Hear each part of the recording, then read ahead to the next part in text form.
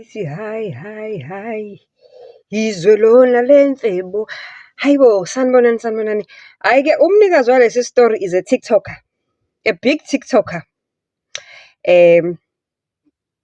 Uthi Sisizandile angigoyi ngiyatsamaya.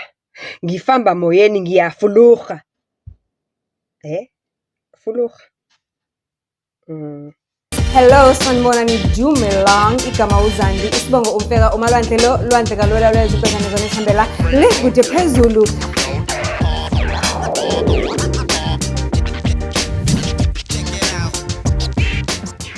Do join. Story time. It's a story time. It's a story time. It's a story time. It's a story time. Yeah. You know what I'm laughing at? Khona othe, hey uyabona nje le nontsonto yale intro iculayo. It's a waste of data. Lalela la. You are here for the story time wena ulango ufuna indaba. So if ulango uyifuna indaba, lalela ne-intro mtasi. Ngoba istory sona sikhona. It's a story time. Igama nguZandi Sibongo ngumfeka umalwandle lo, lwandle kalwela lwenjukwane zona ezihambela le kude phambili. Ngicela ukuthi not le kude phambili. Le kude phezulu izinkonjane. Ulwandle lolo olungawela. Okay, fine. Uma une story that you want to share with us, it can be a story of your success. It can be a story that you want to give us a warning about. Siqaphele something, umjolo vibes, Nigerian vibes, scam vibes, anything and everything, because izitori zethu siyaqwashisa, siyakha, siyakhuthaza, siyafundisa, and at the same time siya-entertaina. So ke kunokwenzeka ukuthi istory ohlangana naso la, mhlambe istory that you have seen somewhere on TikTok, you have seen somewhere on social media, story esikhuluma mhlambe ngempilo yami or ngempilo yakho. It's stories that I get from the DM, and sometimes the stories are for entertainment and for entertainment only. But esanamhlanje ke istory, it comes from a content creator oqobolwayo. Kodwa asikho mnandi guys, I must say. Siyashokha nje, le story ngiqale ngasizwa because umnikazi waso ku-TikTok kuyenzeka abe kwi-panel yami, kuyenzeka ngibe kuma-lives wakhe. So it's that thing nje ukuthi umuntu engimjwayele ku-TikTok. We are not bosom friends or anything like that, but ngimjwayele on TikTok. But i-story lesi senzeke a couple of months ago. No, asithi sisenzeka ngoba impilo iyaqhubeka, right? Uthi umnikazi we-story, naku kunenkinga engingayazi ukuthi ngizoyibikela maphi amagwababa ngoba hhayi nachoba nayo angicabangi ukuthi ayonginika impendulo kule nkinga engibhekene nayo. Uthi-ke inkinga yami iqala kanje. Sisandile, I don't know ukuthi uzokwenzani ngalesi story. Sike sasixoxa kancane kwi-live and wasikhuluma-ke shem kwi-live, samehlula, wakhala, waphuma kwi-live. Kodwa-ke ubuye waphinde wangi-DM uthi Sisandile, inkinga engibhekene nayo, ngiyagowa, angigowi ngiyatsamaya, ngifamba moyeni, ngitsamaya Sisandile. Na inkinga yami, uma is a single parent, ngingedwa ekhaya, wangithola emncane ena-14. So uma ngithola emncane ena-14, sikhule kungazi ukuthi udadewethu omdala more than her being my mom, and she has had her fair share of ama-problems when it comes to umjolo nani. Ubaba wamithisa nje, wamlahla babe izingane, ubaba angimazi, and all of those things.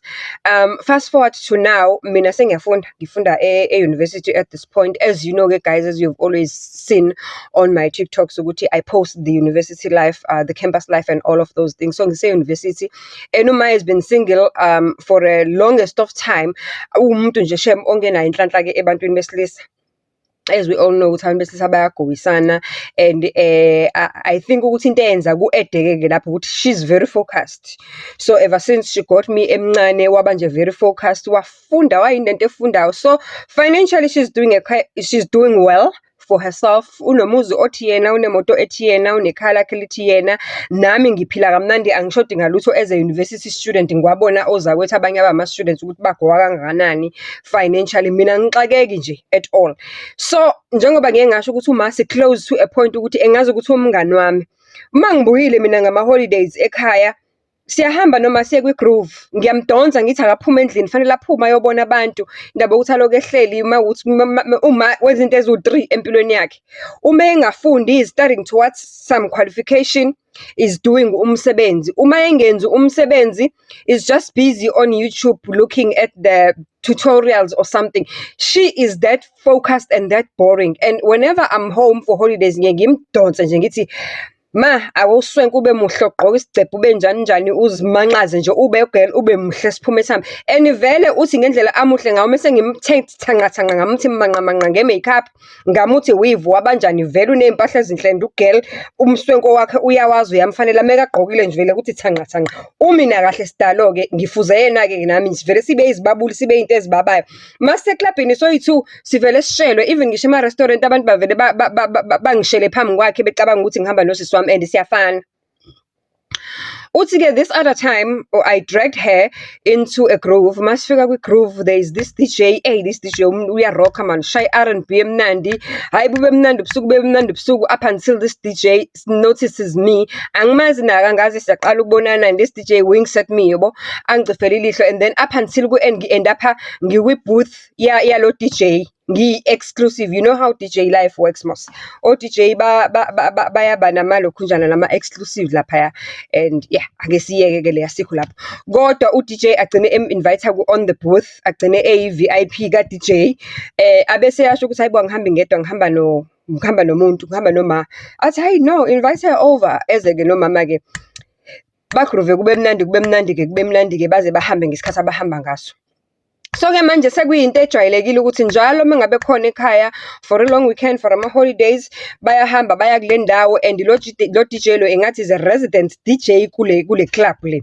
So baloke beya, and lo DJ udlala music omnandi, uvele udlala i-old school, udlala i-R&B, udlala yabona nje akadlala amapiano, and vele noma vele afithe khaqaqa ngoba phela usuka kuma-80s angithi.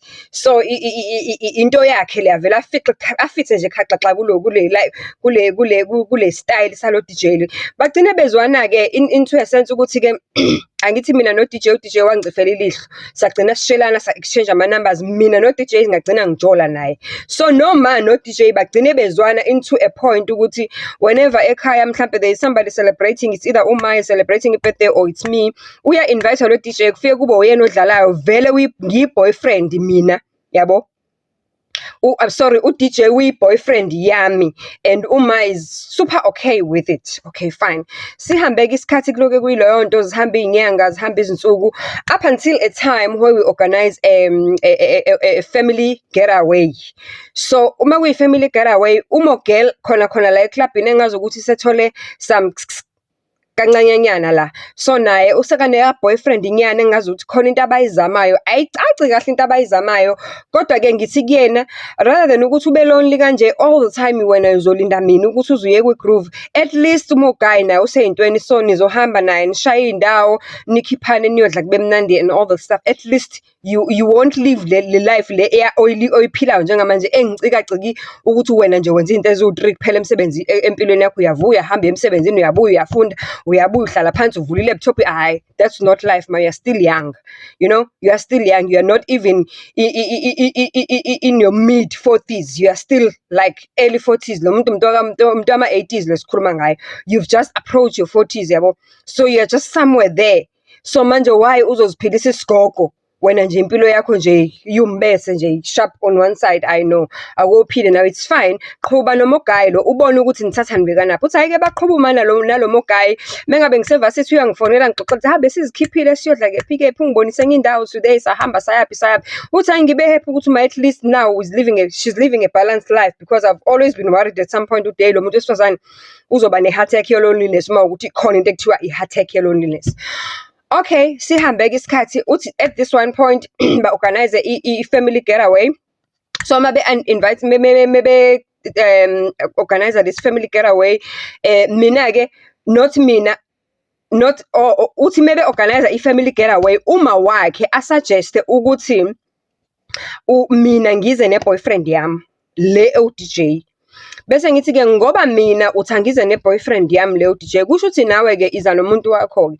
Athi vele mina umuntu wami bengizoza naye-ke. Uthi hhayi-ke kube ngazukuthi kuba yileyo nto-ke nje futhi nale thule ya-boyfriend wami nalo muntu wakhe engathi bayablenda, bayashayisana, bayi-type nje, yabo, ethi ayihambisane ngokwe-lifestyle. Okay, fine, you-organize i-weekend, kushophiwe, kwenziwe ini, kupakhwa ama-suitcase, ready to go for a weekend away. Ilokhunjana, i-destination is Sun City. It was a long weekend, mekachaza. Uthi ngalo weekend, uthi uma-ke is this kind of a person ongakaze nje abaxwaye abangani bami, sidalwa empilweni, abesifazane, abesilisa. She has always wanted to know my boyfriends because she felt like if she knows my boyfriend, she helps me ukuthi ngithathe ama-decisions angcono. Ngezinye izikhathi she has saved me so many times, angitshela ukuthi yabona-ke lo mfana lo ongizele nawo mbiza nge-boyfriend yakho this time around, it's not it. It's gonna end in tears. And ngempela bekuye kwenzeke kanjalo. So hence, I have always trusted i-judgment kama. Okay, fine. Uthi-ke hayi-ke this time u-DJ is liking u-DJ. Akazasho lutho olubi ngo-DJ. So bahambe-ke baye kuleyo long weekend away-ke e-Sun City. Uma behamba beya kwi-long weekend away kwi-Sun City, uthi kwakumnandi kwangazi ukuthi bangangabe besabuye.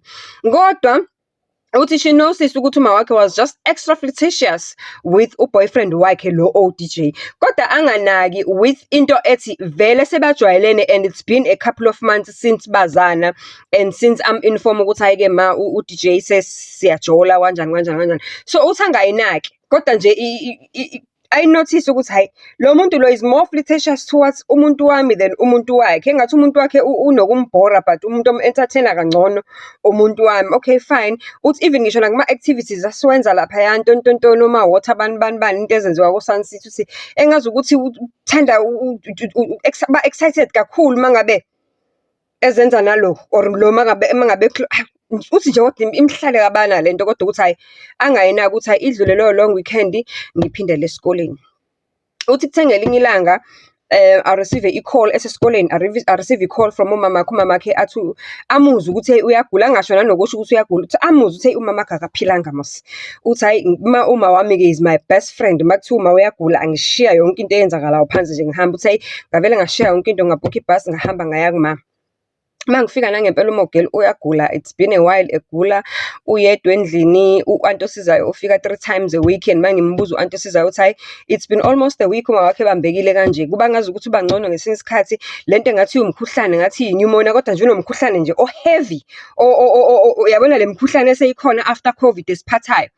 Uthi unalowo mkhuhlane kuthi hayi there and there lo muntu mosu right, une-medical aid and everything, and akakaze hayi ngisho nakadokotela akazinakekeli. Why angazinakekeli egula?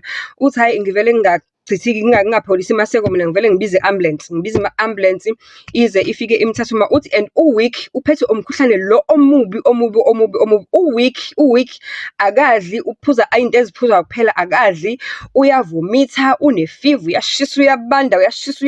Uthi hayi mama afike esibhedlela bamcheck-ke elokhunjene OPD, basheshe bamphuthumise-ke adlulisele odini, kuthiwa uyalaliswa ngoba kufanele kwenziwe a number of tests. Kunenhlobo zama-fever ezikhona lately ezibulalayo, njengoba nani niyazi ukuthi kunale mkhuhlane lately, especially after COVID, eseyivele uthi uma ukuphathile wangawu-attend in time uvele ufa, abantu bayafa these days babulawa umkhuhlane.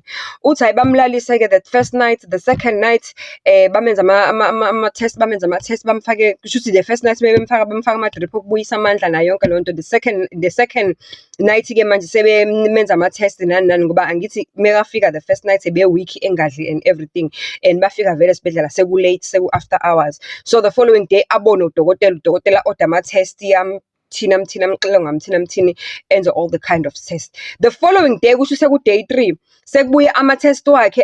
I-test nje eyabuya kunako eyayishaqisa kunawo wonke i-test eyayithi u-pregnant.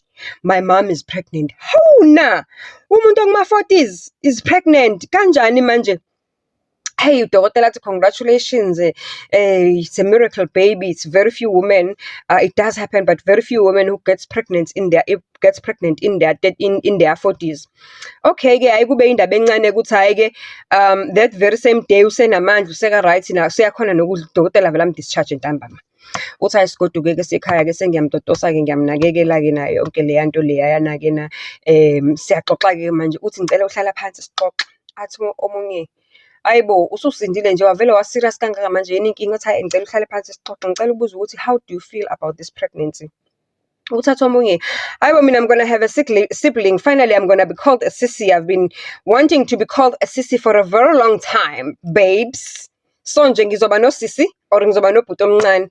Athi no, I'm serious, ngicela ungilalele kahle. How do you feel ngale ngane le, since le ngane engiyikhulelwe ingane ye-fiance yakho? Apparently lo uboyfriend uDJ lo useproposile, ngazi sebefika nini ngo-fiance, ungangibuzi. Uthi how do you feel ukuthi sengikhulelwe ingane ye-fiance yakho? Thatha omunye, ukhulelwe ingane ye-fiance yami? Hayi girl, awuqale phansi, stop, rewind, angizwa kahle. Uthini mawuthi ukhulelwe ingane ye-fiance yami? Athi I have to come clean before it's too late. Umuntu wakho bekwenzeka ukuthi afike la ungekho wena usesikoleni, and kwenzeka ke ukuthi ke kwagcina kwahamba kwaze kwafika ekutheni afudumeza umbhede, nami angazi kwenzeka kanjani, ngabona sekwenzakalile and leyo nto leyo yangiphatha kabi. Uthi vele iklikhe lento nqing, akhumbule that time bese Sun City kwi-weekend away, ukuthi hayi man, wanotice ukuthi labantu indlela abafletha ngayo, they are too close now, it's no longer like mother-in-law to be and the son-in-law to be, it's more like abantu nje abazana under the sheets somehow. Even though I shook that feeling ukuthi it can't be my mom. Ngiyamazi ukuthi vele she's a nice person who flirtatious to most of my boyfriends and my girls when I bring them home, because usuke nalento ukuthi ufuna ukubabona ukuthi banjani, are they good enough for me or what. Uthi yaklikha lento yabuya nto, hayi man, ngasola, damn, I knew it ukuthi something was off here, something was off. And now this, uthi yazi ngavele ngafreeza ingqondo yama ngqi ukuthi lo muntu uthini makathi pregnant ngengane ye-fiance yami, ngengane ye-boyfriend yami. Uthi till this day angaze ngibuyele ekhaya. Ngaqoqa wathi mangabe esho leyo yinto leyo, into engayenza ngafonela umnikazi wendaba boyfriend wethu, ngoba kusho ukuthi seku boyfriend wethu sobabili manje sinoma. Ngafonela umnikazi wendaba ngambuza ukuthi into kanje uyayazi, are you aware of it? Uthi azange aphike next umfana wathi yes, ngike ngalala noma wakhe a couple of times, futhi akusikona ukulala nje kuphela, we've got strong feelings towards each other. Uthatha omunye, awuna. Uthi nje ngavele ngadrop ucingo, uthi ngiqeda mangiqeda ukudrop ucingo ngaqoqa impahla zami, ngaqoqa lokho ekufanele ngihambe nako, ngaphindela esikoleni. Uthi angiphindanga ngokukhuluma noma. Uthi angazi ke manje njengoba kuyela kuJune, July sizovala, ngizobuyela ekhaya, ngazi ngizofike ngithini kena. And uthi she has been trying to reach out, uyaxolisa, uyakhuluma, and angazi ngithini kuyena. I honestly don't know ngithini kuyena. And okuworse ukuthi umfana lo soloko wagcina ukhuluma naye the following day after ngimbuzile ukuthi into ekanjena injani manje, wayivuma futhi. So the following day mangiphinde ngifona, kwakufona mina futhi ngifuna ukuconfirma ngempela ukuthi mayinjena ke izothiwani. Umfana uthi okuworse, it looks like umfana he's okay with this whole thing, ukuthi yena ufuna move on with uma. So akazi noma all along beka menza islima mengabe ebuke ngazokuthi uyamthanda vele, bekathanda uma wakhe or kwenzakalani, kodwa nje uthi i-confusion anayo njengamanje. And into eyenza ukuthi angibhalele, bekafuna i-advice ukuthi enze njani mekafika ekhaya kona, agoduke ukuya ekhaya kona, akanayo futhi enye indawo angaya kuyona. She's willing to go home and akafuna ukuzonda ingane ngaphandle kwesizathu. Ekugcineni kosuku ingane ayicelanga ukulethwa emhlabeni. surprisingly, this is gonna be a special baby because Uma was even towards menopause age akuyona. We don't even know ukuthi kwenzeke kanjani ukuthi all of a sudden amithe manje ekade engamithi zonke lezi ezinye izikhathi. Well, fine, we do understand ukuthi vele bethola ama-relationships angacacile kodwa awuna abese afuna ukumove on ngomuntu engimthandayo pho nomuntu esesithembisene naye ukuthi we are going to have a life together mangiqeda isikole. Oh, uthi angazi nanokuthi ngizithini. Angazi-ke ukuthi sim-advise simthithini usisi. Sikhona-ke lesi story ku-TikTok, laba abahleze bethi ngikhuluma amanga. Sikhona somewhere lesi story ku-TikTok, neda ngeke ngisho igama lakhe. Uma ngabe on TikTok nje uzohlangana naso somewhere. So ngiyabuza-ke, ngiyambuzela nala ukuthi enze njani mefika ekhaya. What's the approach does she have to take? Uyaxola aqhubeke nempilo noma kwenzakalani? Anyway, usaseyingane kama, erilaye kuma, akanalutho noma ngaliduba ikhaya ahambe aye elsewhere, uzophuma aye kephi ngoba uyingane kama anyway. Kodwa-ke akum-advise udadewethu on the comment section, wena ukuba bowuwena bowuzokwenza njani? Nasi story time. So until next story, love and peace.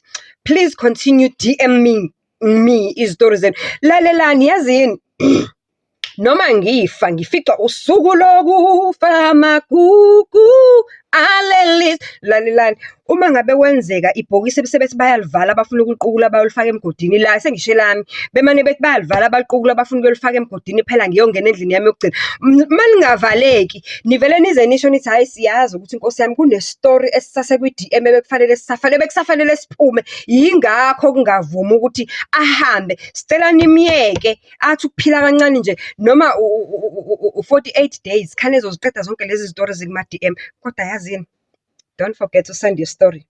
And if you're not a shy person, you are also welcome ukuthi istory sakho uzosixoxa live on our podcast, Meaningful Conversations with Uzani Mfeka. This is the only podcast that educates you, that entertains you, that will keep you inspired. By all means, we live to build a community of life graduates that is making a difference and that is ekhuthazanayo kuyona yonke into ngayo yonke indlela.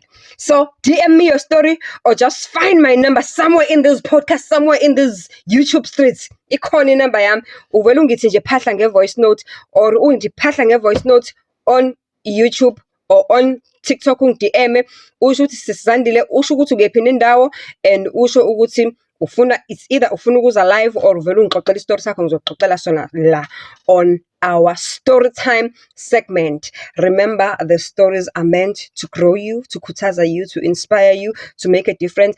Kanti most of all ukuthi sifuna create i-awareness on different social ills. Bayaphela abantwana banqunqutheka izinto ezenzakalayo. You have seen, we've spoken about izitori zama-Nigerians, sisazokhuluma ngama-scams, sisazokhuluma yo kuningi. Wozani sakho. Love you, love and peace. Until the next story time. Senze njalo.